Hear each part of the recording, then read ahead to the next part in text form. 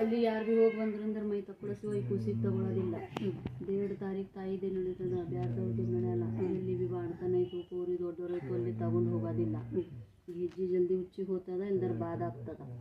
ಹೋಯ್ತು ಅಂದ್ರೆ ಮತ್ತೆ ಕಟ್ಟೋದಿಲ್ಲ, ಅದು ಬೇಕಾದ್ರೆ.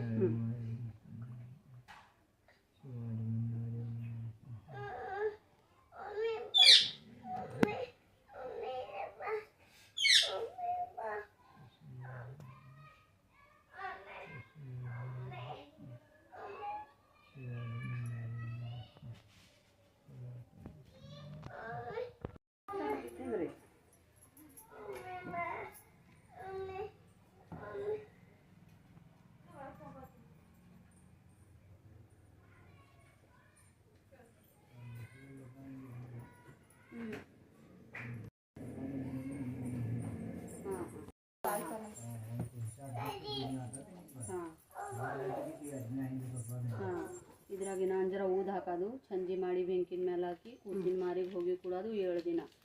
ಕಿರಿಕಿರಿ ಜಾಸ್ತಿ ಇತ್ತು ಅಂದ್ರೆ ಕೂಸಿಂದು 10-12 ದಿನ ಕೊಡೋದು.